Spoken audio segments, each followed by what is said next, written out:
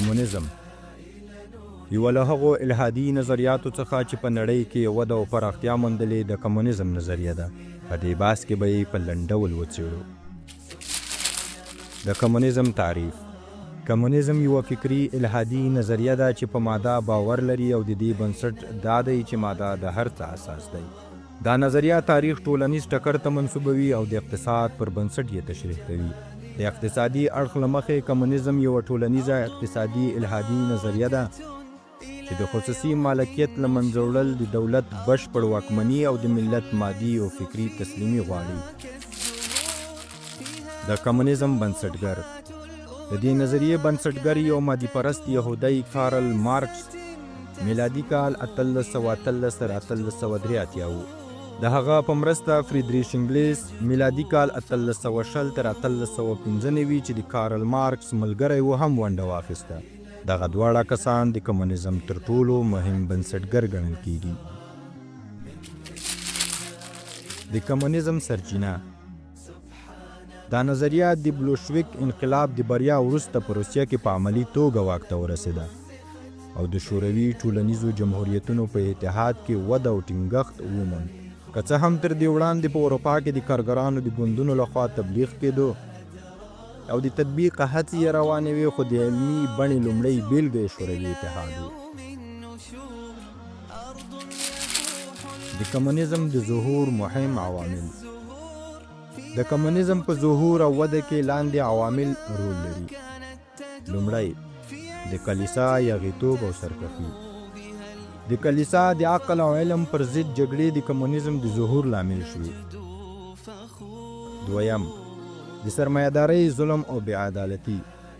د سرمایه‌دارۍ نظام د شفافې مالي فضا په برابرولو کې ناکام شو او له ګڼو فسادونو سره مخ شو.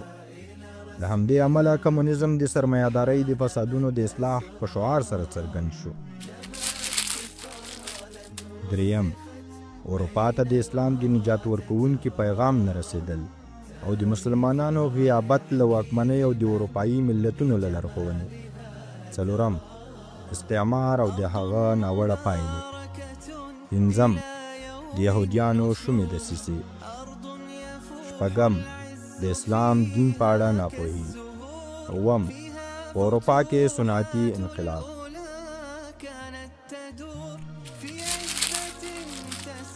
ولې مسلمانان کمونیزم الحادي نظریه ګڼي؟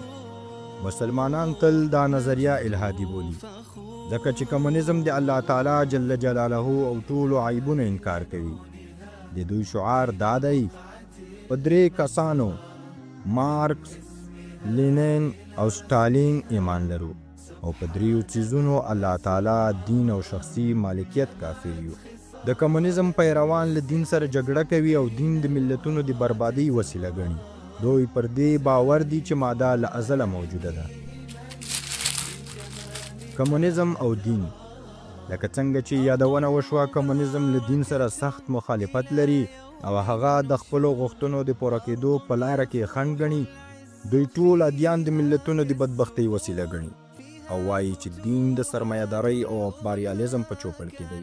د دې ترڅنګ دوی یوازې یهودیت د مظلوم دین او یهودیان د مظلوم ملت په توګه وړاندې کوي او وایي چې باید د خپلو غصب شویو حقونو د ترلاسه کولو لپاره مبارزه وکړي. مباركة إلى يوم النشور